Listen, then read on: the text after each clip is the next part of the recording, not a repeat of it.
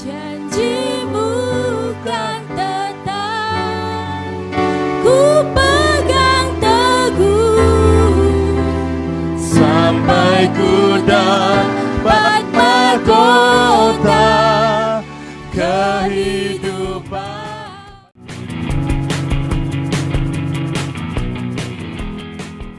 Shalom jemaat Tuhan, apa kabarnya? Kita senang bisa berjumpa kembali di small group kita pekan ini. Nah, pekan ini saudaraku kita akan bersama-sama belajar tentang satu tema, yaitu menabur dalam pengharapan. Nah, sebelum kita masuk lebih dalam small group kita, saya ingin mengajak setiap kita untuk bersama-sama kita bersatu hati, kita masuk di dalam doa. Mari kita berdoa. Terima kasih Tuhan buat anugerah-Mu, karena pada kesempatan ini Engkau masih boleh memberikan kesempatan buat kami, untuk kami boleh menikmati sebuah fellowship melalui small group yang ada. Bapak, kami percaya small group kami hari ini adalah small group yang diberkati oleh Tuhan. Kami boleh bersekutu bersama-sama dengan saudara-saudara kami di keluarga besar Alpha Center, dan kami akan menikmati firman yang mengubahkan hidup kami, firman yang membawa kami kepada kebenaran, firman yang menuntun langkah kami, sehingga kami punya iman di dalam Yesus Kristus yang luar biasa. Terima kasih Tuhan, kami akan mulai small group kami, dan kami akan mendengarkan pesan video ini di dalam nama Tuhan Yesus Kristus. Haleluya. Amin. Shalom saudara yang dikasih Tuhan. Shalom. Amin. Apa kabarnya? Saya percaya semua kita kabarnya luar biasa. Amin. Nah, pada kesempatan ini kita akan belajar bersama-sama tentang satu tema, yaitu menabur dalam pengharapan. Nah, mari kita akan membaca super ayat small group kita yang terambil dari 1 Korintus pasal yang ke-9 ayat 10 bagian B. Jika Bapak Ibu Saudara membawa Alkitab, bisa langsung membuka Alkitab kita di dalam 1 Korintus pasal 9 ayat 10 bagian B, ya. Kita mulai dari kata yaitu. Oke?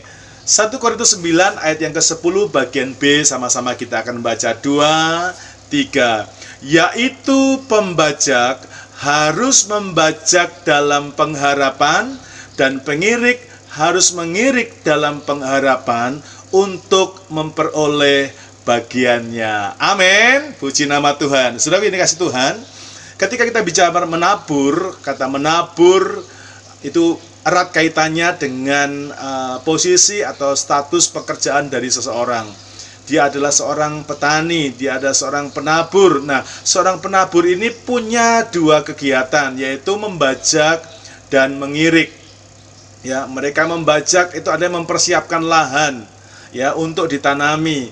Dan pengirik itu juga demikian, ya, mereka adalah orang-orang yang mengerjakan sesuatu sebagai bagian dari pekerja yang kita sebut dengan petani atau penabur. Amin. Nah, Bapak Ibu Saudara yang kasih Tuhan, ketika Alkitab berbicara tentang penabur, itulah gambaran tentang kehidupan kita. Orang percaya itu dianalogikan seperti seorang petani atau penabur. Nah, petani dan penabur ini harus memiliki sebuah mindset, harus punya pola pikir, yaitu hiduplah sebagai seorang penabur atau petani yang berpengharapan. Mengapa kita tadi belajar bersama-sama, mengapa kita mesti menabur dalam pengharapan? Sebelum kita bicara tentang apa itu menabur dalam pengharapan, tentu kita akan mendefinisikan dulu apa arti daripada pengharapan, ya. Kata pengharapan dalam Kamus Besar Bahasa Indonesia itu berasal dari kata dasar harap, ya. Saya mengharap, saya harap kamu. Nah, kata harap itu artinya adalah meminta atau memohon, ya. Kata harap itu artinya meminta atau memohon. Dengan kata lain, seorang penabur itu adalah seseorang yang sebenarnya meminta atau mengharapkan agar dia bisa menuai adanya sebuah keinginan agar terjadi sesuatu, ya. Kata harap itu artinya dia menginginkan agar apa yang dia taburkan, ya, misalnya kita petani mengharap. Jadi petani itu berharap agar apa yang ditabur itu bisa menghasilkan sesuatu. Nah, di sini kita semuanya harus memahami bersama-sama bahwa ketika seseorang itu menabur, mestinya kita juga punya pengharapan. Amin. Nah, ketika kita bicara tentang pengharapan, menabur dalam pengharapan itu artinya ketika kita menabur, kita berharap apa yang kita tabur itu akan menghasilkan buah. Amin.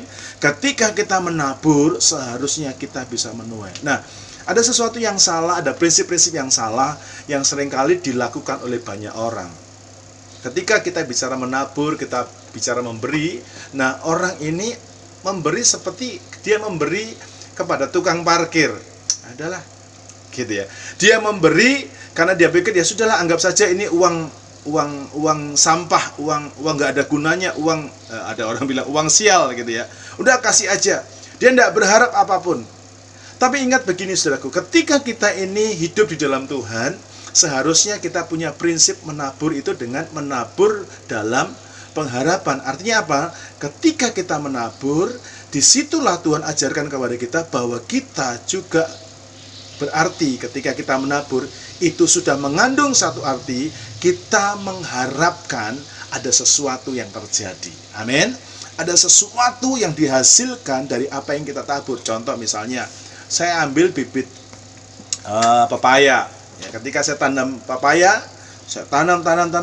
Coba Anda bisa bayangkan apa yang saya harapkan, saudaraku. Ketika saya menanam pepaya, di situ saya berharap pepaya yang saya tanam itu akan tumbuh menjadi pohon yang besar. Dan ketika dia tumbuh, saya juga berharap bahwa tanaman pepaya yang saya tanam itu dia akan menghasilkan buah. Nah, disinilah yang kita mesti pelajari bahwa orang yang menabur, dia harus menabur dalam pengharapan.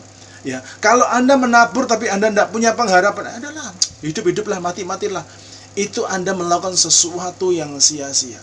Ya, itu Anda melakukan sesuatu yang tanpa iman. Nah, Alkitab berkata, segala sesuatu yang tanpa iman itu adalah dosa. Itu Alkitab berkata. Jadi kalau saudara menabur tapi adalah mau buah-buah lah, mau ndak lah. Saudara jangan salah. Apa yang kau lakukan tanpa iman itu adalah dosa. Nah, karena itu kita hari ini belajar bersama-sama. Kalau Anda menabur, baik itu menabur dengan kebaikan, perbuatan baik, nasihat, bimbingan, bahkan Anda menabur dalam keuangan dan benda-benda tertentu, ingatlah akan satu hal.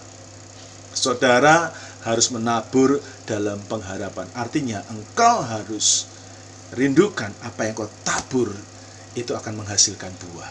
Apa yang kau tabur, engkau akan mendapatkan sesuatu. Amin. Nah, sekarang berikutnya kita akan lihat bersama-sama. Mengapa kita mesti menabur dalam pengharapan? Kita membuka sama-sama di dalam 2 Timotius pasal 2 ayat yang ke-6. 2 Timotius pasal 2 ayat yang ke-6. Mari sama-sama kita akan baca. 2, 3.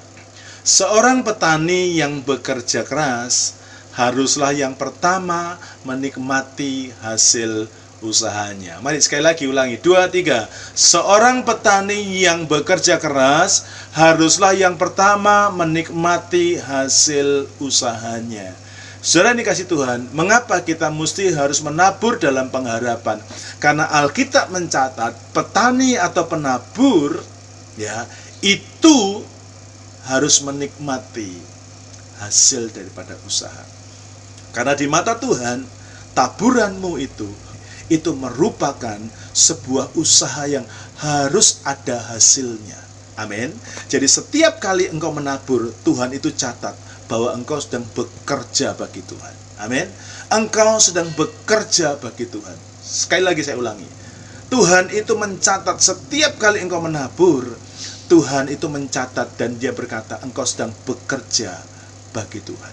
Nah, kalau engkau bekerja, engkau pasti akan menikmati hasilnya. Dan Alkitab berkata, firman Tuhan berkata, seorang petani yang bekerja keras, ya, dia haruslah yang pertama-tama menikmati hasilnya. Itu sebabnya penting bagi kita sama-sama, marilah kita menabur dalam pengharapan, karena ketika engkau menabur dalam pengharapan, engkau pasti akan menikmati hasilnya. Tuhan berkati, mari kita akan berdoa. Terima kasih Tuhan buat firman-Mu hari ini, biar firman-Mu menjadi kekuatan, menjadi berkat bagi kami. Kami rindu agar setiap taburan kami boleh menghasilkan sesuatu seperti yang firman-Mu ajarkan. Dalam nama Tuhan Yesus, hamba-Mu berdoa. Haleluya. Amin. Saudara yang kasih Tuhan, kita ada di penghujung dari materi ini. Pertanyaan sederhana untuk sharing kita, apa berkat yang saudara terima dari pelajaran hari ini? Ya, kiranya bisa di-sharekan dan jadi berkat. Selamat berdiskusi. Sampai jumpa. Tuhan berkati. Shalom. Jadi